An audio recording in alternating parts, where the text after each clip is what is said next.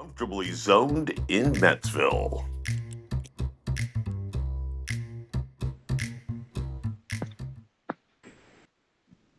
Hey, Metsville. Metsville is in a better mood today, given their 2-game winning streak than I've been in all week. 2 weeks now. It's been horrible. Um, Paulie, how are you first?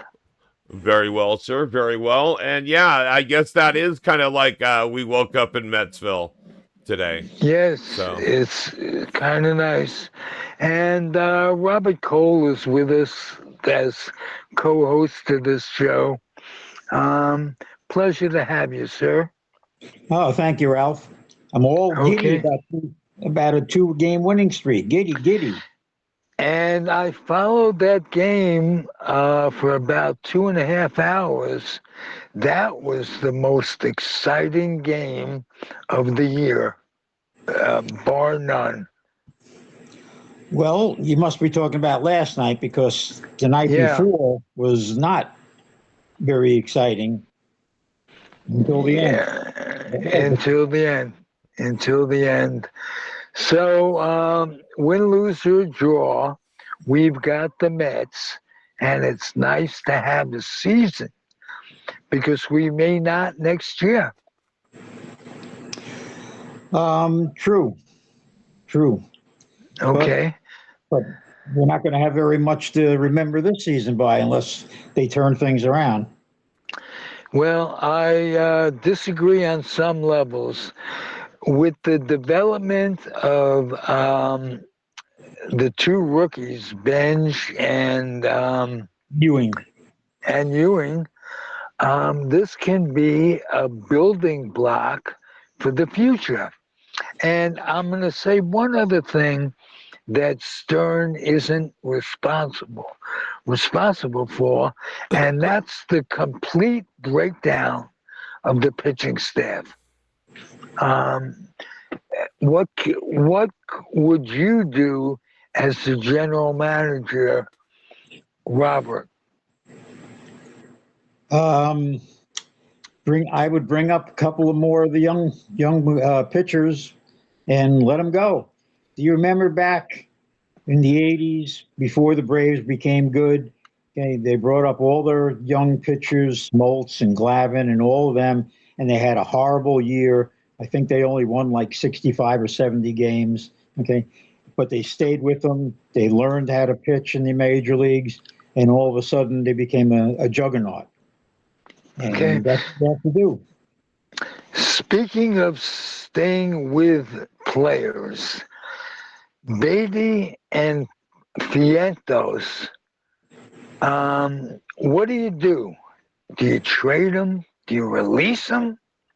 Um, I think you keep Beatty at second base right now. Semien is hurt. Who knows when he's going to come back? He's 38. He hasn't been hitting. Okay. See if Beatty can handle second base full time. Vientos is an enigma. Okay. What you worry about with Vientos is let him go and he turns out to be Dominic Smith. Okay. Dominic right. Smith now is having a nice, couple of years with the Braves. So, you don't know if you can get something for Vientos. I think you go ahead and you trade him. You have some other guys in the minor leagues that can play first.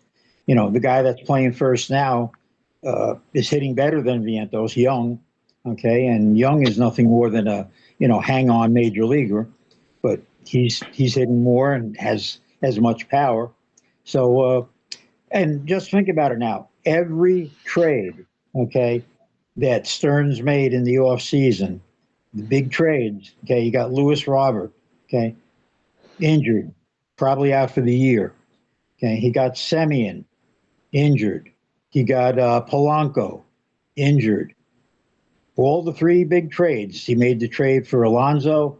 He made the trade for McNeil. He made the trade for Nimmo. Each guy that he came back is now on the injured list and Wow. wasn't doing anything to begin with.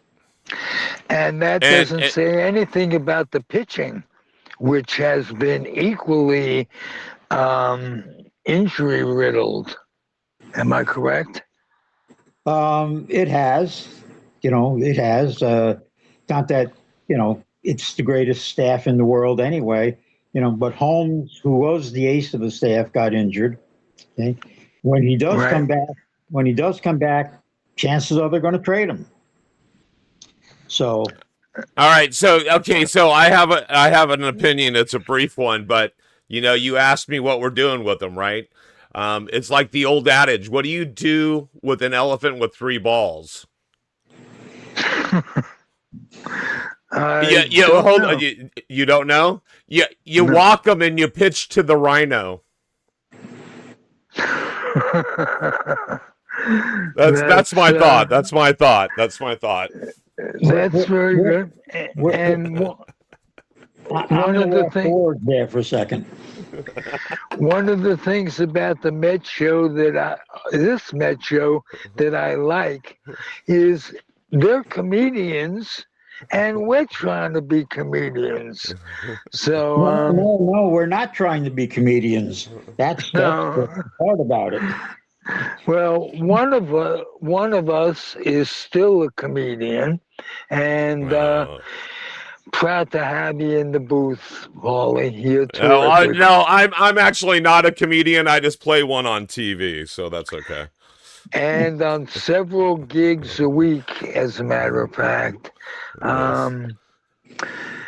But I'm hopeful, like I say, that this year can be, if not a late run playoff rush, um, a building block for the future.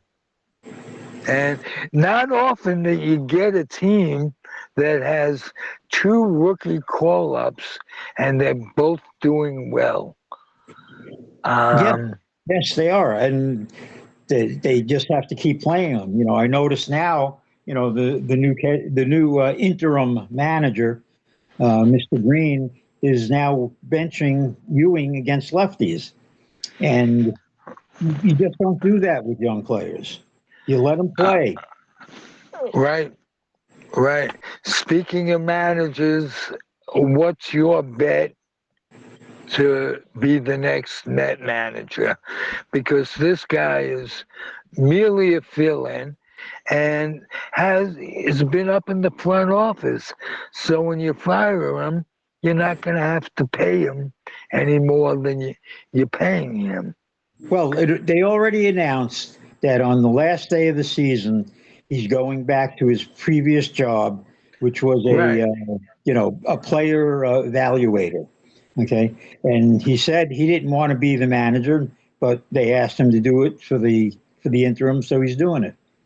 I say Alex Cora. Ah, interesting. Now I say Beltran only because of him being probably the best New York Met. Not for long, but talent-wise, he's a tremendous talent and demands respect from the team, no doubt. Would demand respect.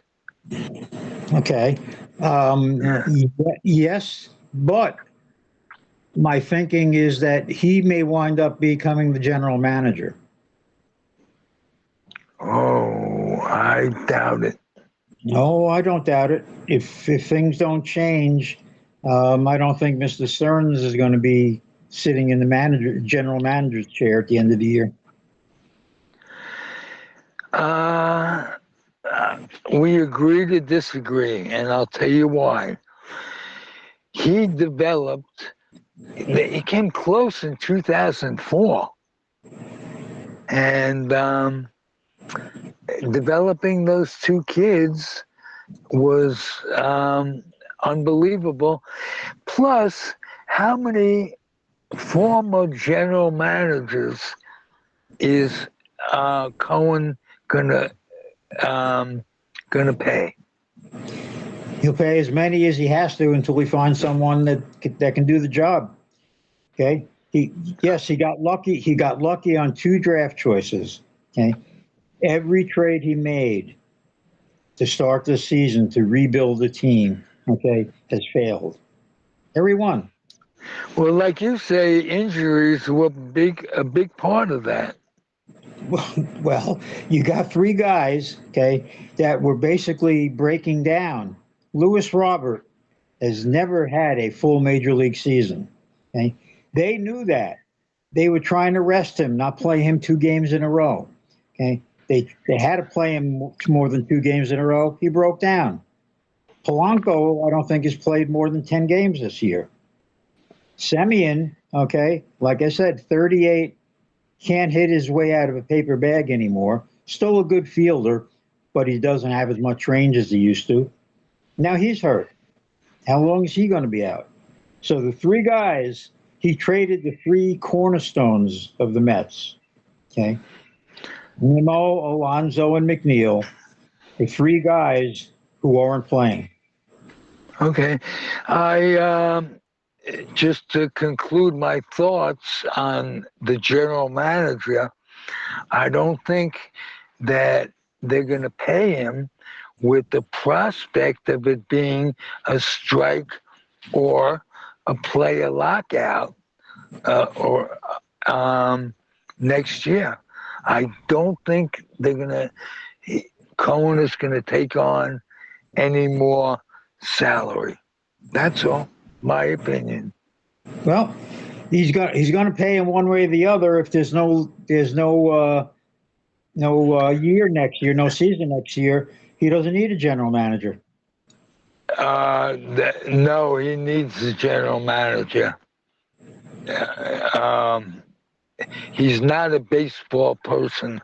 Speaking of which, Cohen confessed that, in essence, to the New York Post recently, and the article expressed to me how much he's confused. He doesn't know what the fuck is happening.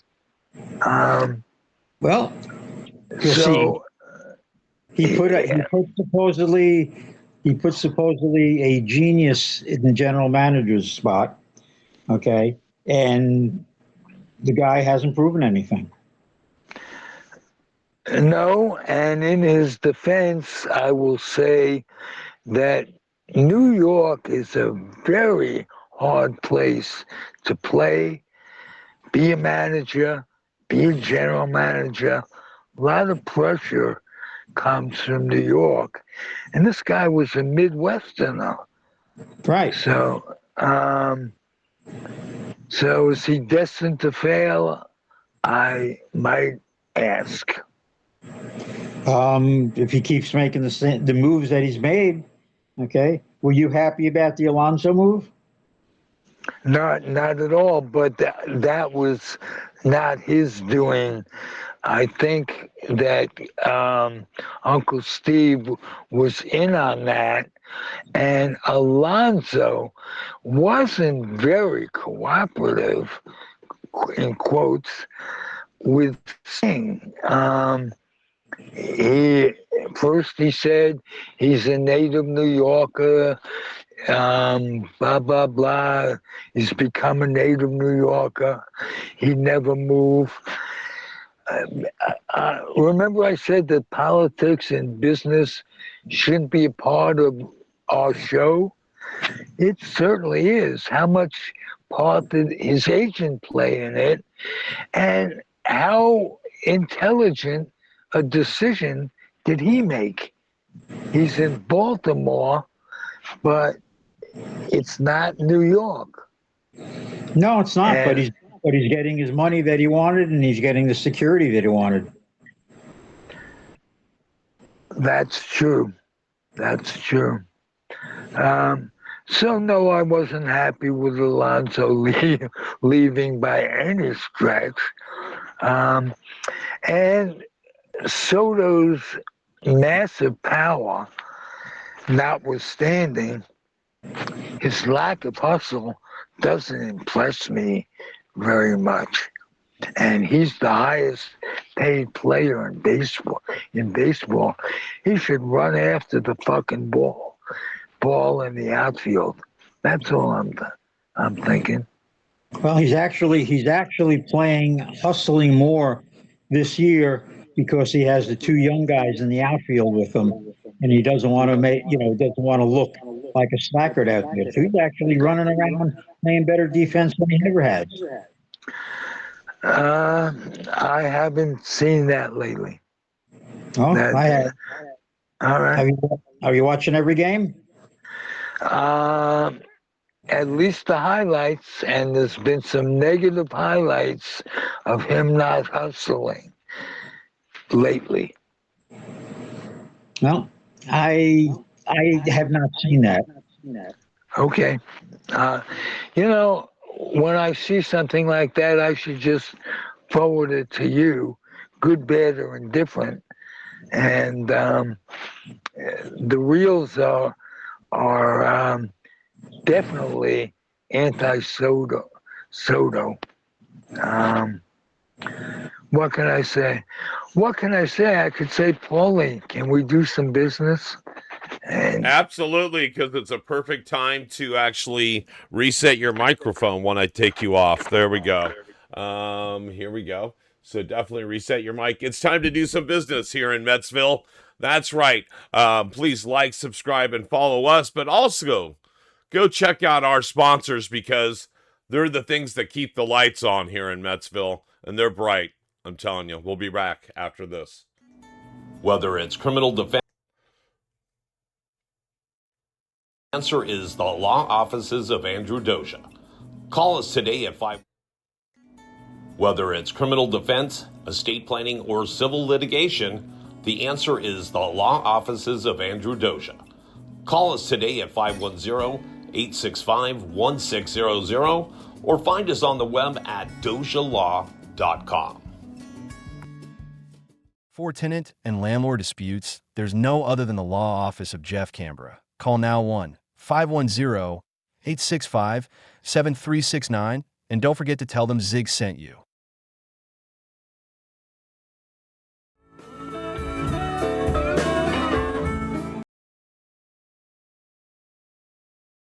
Sooner or later, I'll hit the right buttons, guys. Please go like, subscribe, and follow us on all social media. That's right, on Facebook, Insta, YouTube is the most important. We're looking for as many subscribers and followers and ringing that little bell. We're also on Twitch. Check us out. Zig, do you want to talk about your passion about Head Start at all? Our offerings, I go back 12 years, are all archived on YouTube. Okay. So it's very important that we get some subscribers. We're lawyered up. We have two great attorneys, both covering a different facet of the law. Andrew Doza is a jack of all trade, master of all, and Jeff Canberra has a specialty that's very unique. He moderates tenant-landlord disputes. He's an attorney as well, and his philosophy is compromise wins out. So if Alameda people, if you need a good attorney, either of those two people are terrific. I've known them, especially Andrew, for years. We have another sponsor, and Robert, can you tell them what you're doing to promote yourself and what we can do to help promote you in your venture in sports memorabilia? Yeah, right now I'm on eBay. I'm looking into branching out to a couple of other places And as soon as I do that, then I will also let you guys know that and give you the links to that. But yeah, we have all kinds of sports memorabilia, Pokemon cards, old toys that you used to have when you were a kid. And I'm talking about Ralph and Paul and myself, not the stuff that the kids have today. You know, real toys where you push the car yourself and it didn't go automatically. Things like that. Old memories, old memories. But yeah, right now it's on eBay under Colero, Robco. I'm sorry, and I will bring some more news to you possibly next week, the week after. Beautiful. Hey, Paulie, tell us about what's going on at Edge Studios, um, and how we can help get the word out there that people have a venue to get the word out. And in any way, whatever your word is, I encourage you to hook up with Paulie if if you're in the mood to do just that. A lot of people have asked me about podcasting, and he could give you some answers. So, Paulie, let's hear a little bit from you. Well, I'm always trying to help people express themselves in a positive and creative environment, and sometimes that isn't accessible to you. Maybe it's just you in your home. Maybe it's you in your portable or digital studio.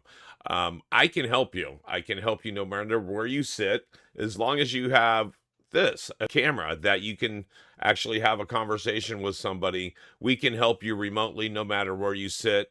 We actually have a storefront. We have studios in downtown San Francisco at the corner of 7th and Market. So if you're looking to come in and you don't have all the equipment, you don't have the place to do it, we'd be glad to help you come into us there. But again, I'm trying to help everybody. I'm trying to, if you've got a phone, you've got a device, I can help you create remotely. And so again, it's Edge Studios. Check us out at edgestudiosonline.com.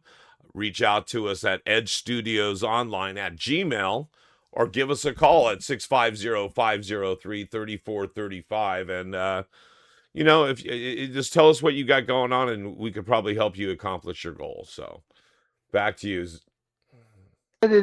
Um, bonus, so to speak, your studio is located in one of the oldest, most interesting buildings in San Francisco. Tell us about that a little bit. All right. Well, yeah, we're located in the Oddfellows building that was erected in 1909 after the 1906 earthquake. It was the original building was knocked down to make a fire stop after the 1906 earthquake. Re-erected 3 years later. It's a very unique and historical building. And a great space to create in. So we are located there at the corner of 7th and Market. And we have 2 side-by-side studios that can help you do everything. We have an immersive green screen. We have multiple setups where you can do podcasting, audio recording. You could record a rock video. You name it, we could help you out. So come down. Like I said, reach out to us. We'd be glad to give you a tour. And show you what a fabulous space we've got. So, the Oddfellows building, huh? yes, Yes. Be a lot of ghosts running around there. Yes, there is. Apropos. Yes, indeed. How is get off the subject a second, guys? Can you tell me something about how Florida is progressing in their cannabis problem as they see it? What's going on? Is there ever going to be legalization of cannabis in Florida. You mean other than medical? Yes. Not until the Republicans are booted out of office. Okay. It took forever, even after it was voted in for medical marijuana.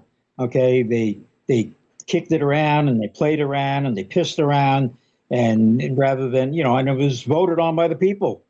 Okay, and then finally it's been put into place. You have to go to a doctor, get a doctor's notice. Doctor's got to say yes, would help you, and then you have to go to a licensed dispensary. Is the way it works. Right. Okay. I was thinking more in terms of recreationally. How is that coming? Not at all.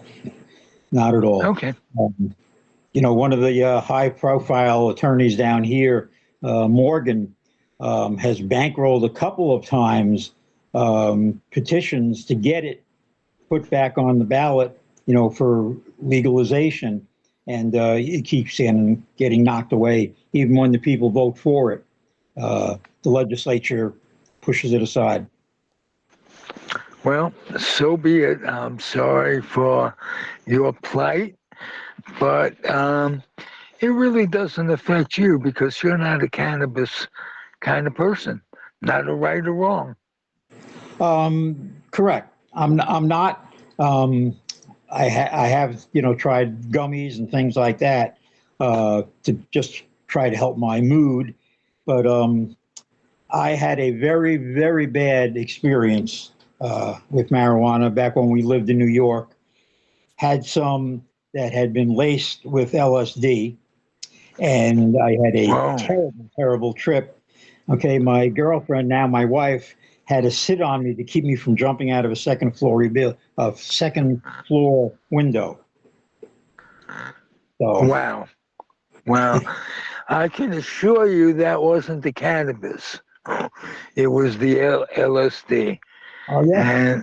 And for someone to infuse your high with that is criminal. Yeah. Absolutely. Had you jumped, they would have been criminally responsible for your death. Yes, but who would have been, ultimately found to be the person? I mean, it crossed many hands. Of course, and certainly wouldn't have brought you back. No. Interesting. Paulie, give me your worst experience because that could be your worst experience, Robert. Oh, for sure. Give me your worst experience with change of altering your consciousness to any drug, Paulie. Oh, well, there, yeah. Let's go to the expert on this one. Okay. Yes. I'm always trying to alter my perception on the world we live in today. And there's a reason for that. There's a reason for that. And there's always been a reason for that, First it was authority and now it's authority. So there's a lot of shit. Okay, so there's good and bad things with looking at the world with a different point of view. If it's drug induced, if it's naturally induced, if it's whatever. And so there can be some stuff like that. I just got a text that I just looked down at the text as we were talking, and it was basically saying, "Get my shit together," which was kind of funny.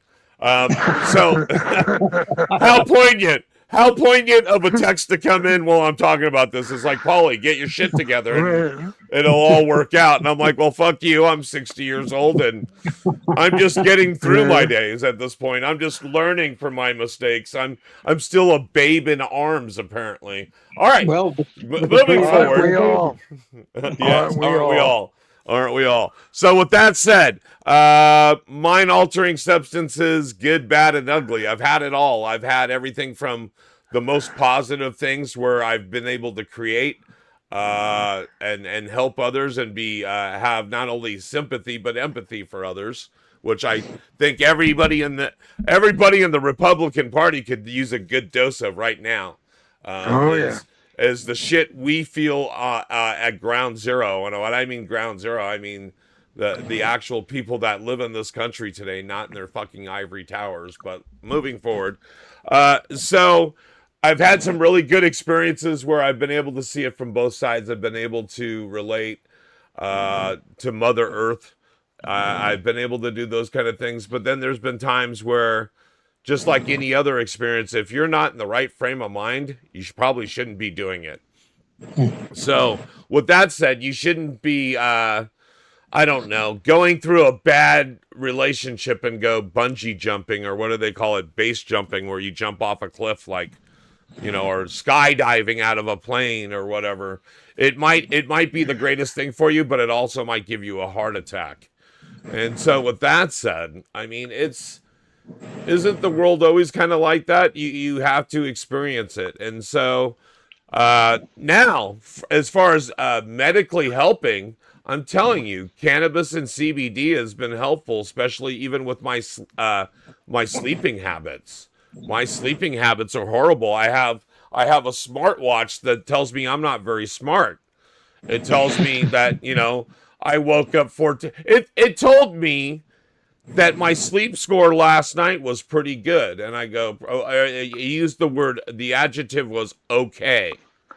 When somebody tells me it was okay, it means it wasn't great, it wasn't bad, it was right in the middle. So my watch told me that my sleeping score for last night, which is scoring how I sleep, was okay. I had only woken up 14 times. Did they say that 14 times. Even if that's just to flip over, you know, flip this big hamburger patty over once in a while, that's 14 times I flipped over in the middle of the night. That's not okay. That's horrible. Well, maybe And so, okay. Maybe I guess okay relative how I normally do it. Go ahead, I'm sorry. It might be okay compared to what you normally do. That's what I mean. Relative to me, it was Right. like, oh, that was okay. Right. You know, and it's a lot better than it was telling me a month ago when I first got it. It goes, ooh, you made it through another one. And I'm like, what do you mean I made it through another one? Are the people at Apple making odds if Pauly makes it through the night again? What the hell's going on?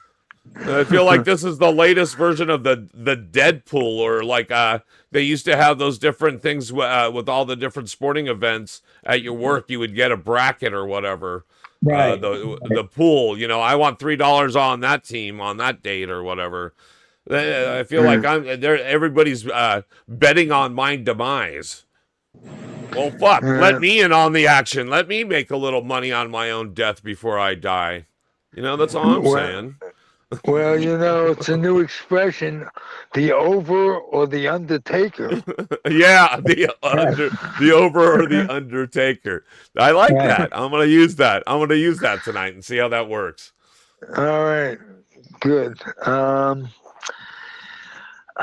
Robert, tell us anything that comes to mind that you'd like to get your word out there. Doesn't have to be the Mets, doesn't have to be baseball, doesn't have to be your business. But what would inspire you right now to just tell it like it is, as Howard used to say? Oh, do we have a couple of hours? Yeah, we have as long as you need. I would be talking politics. I would be talking our administration. I would be talking about this bullshit state that I live in. You can pick one of those and I'll start. Okay, start with the bullshit state.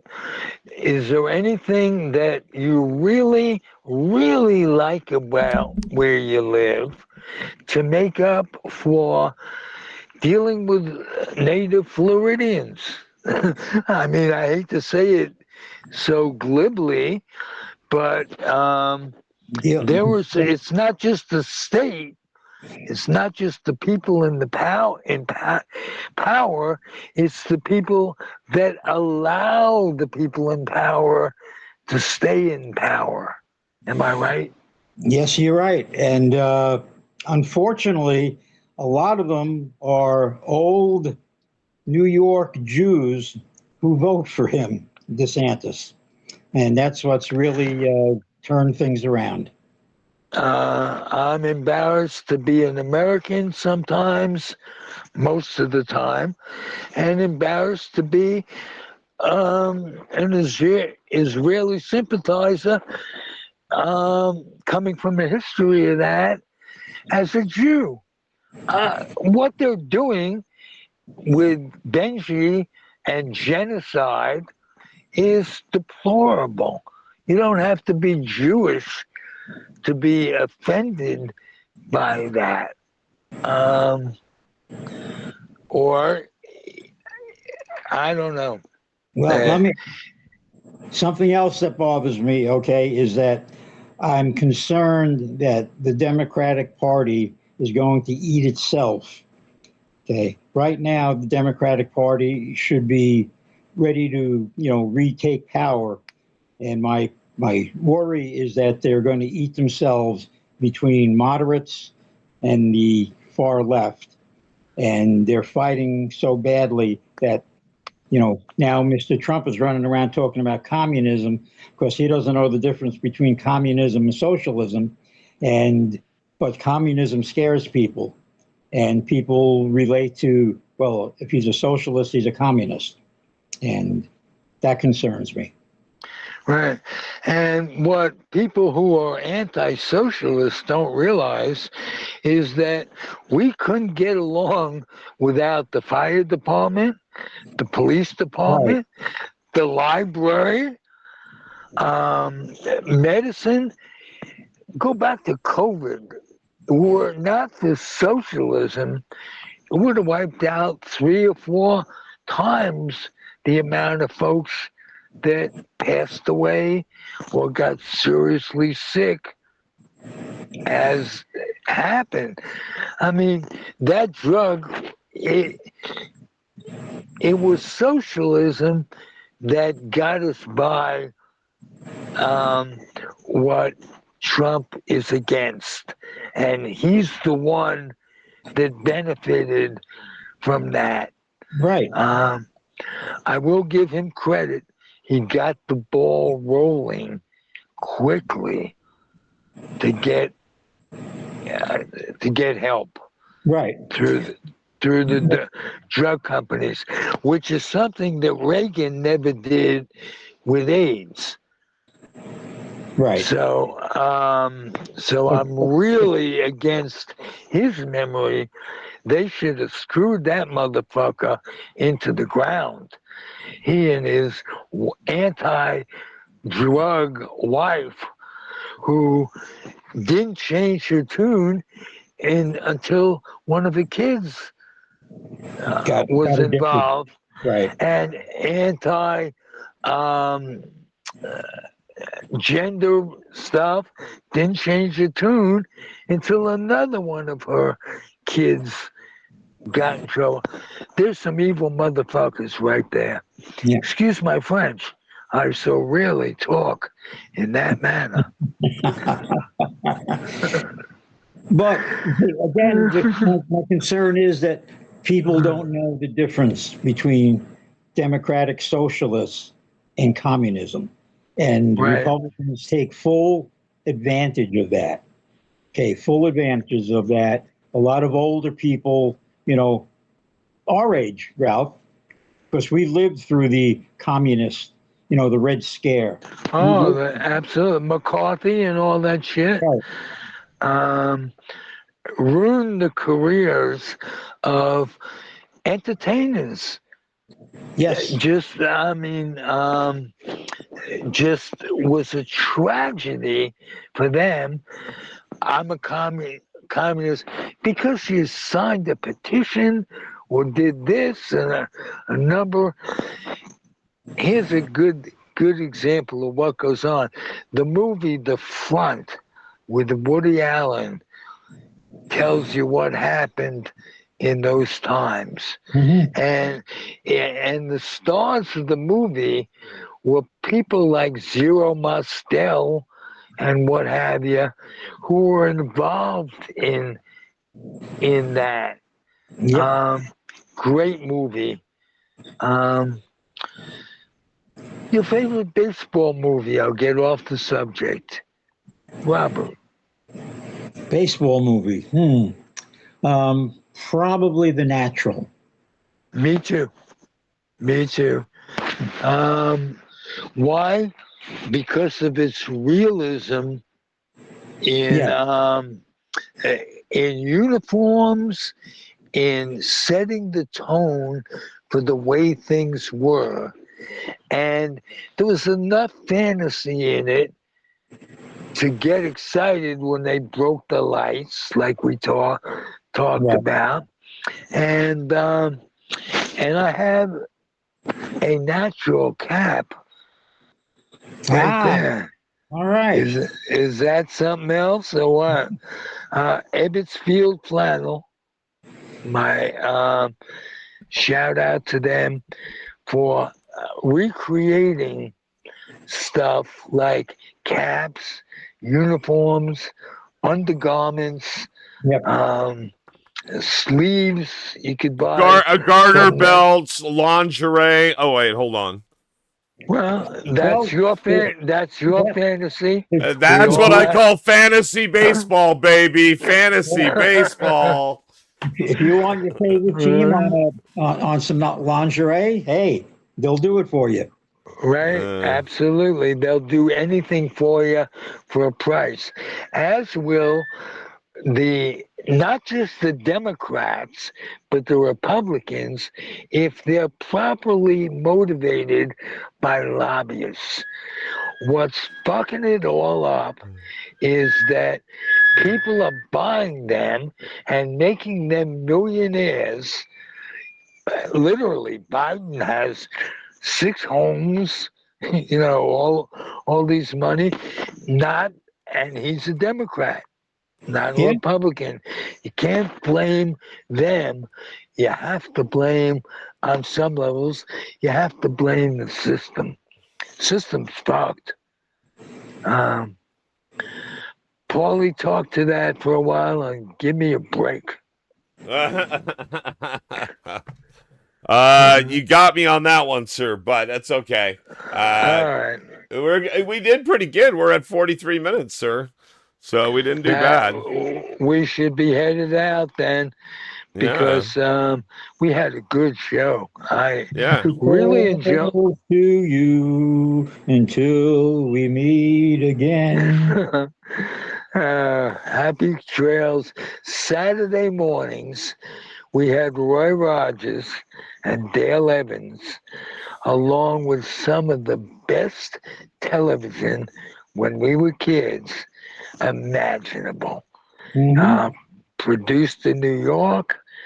Um, I just love getting up on Saturday mornings and putting the TV on. And So, getting out your box of sugar pops or frosted flakes or something like that. right, right. I remember when they put a little screen, it was a winky dink thing Yes, on yes, your television, yes. so that you can have an interactive experience and draw on it Yep. in uh, just we had a great life growing up, and to see it come to this as a country is depressing. Yep. And I just want to say that kibitzing with you guys really helps alleviate for an hour, we could talk it all out. And so let's keep doing it, guys. Sounds good to me. All right. Get your stuff together for Paulie, Robert, Will do. so he can put together a good commercial for you. Because you know what? Memorabilia, sales, and what have you have become tainted with people who are in it for the bucks, counterfeit stuff. Yeah. Having a good person that you could trust that to buy your stuff from is very important. So we will help you and you help the people. How about that? Does that sound like a deal to me? All right. Paulie, take us out. All right, guys. I hope you are comfortable. Until next week in Metsville, for myself, Robert Cole, and the Zig, we're out, guys. We'll see you next week. Thanks.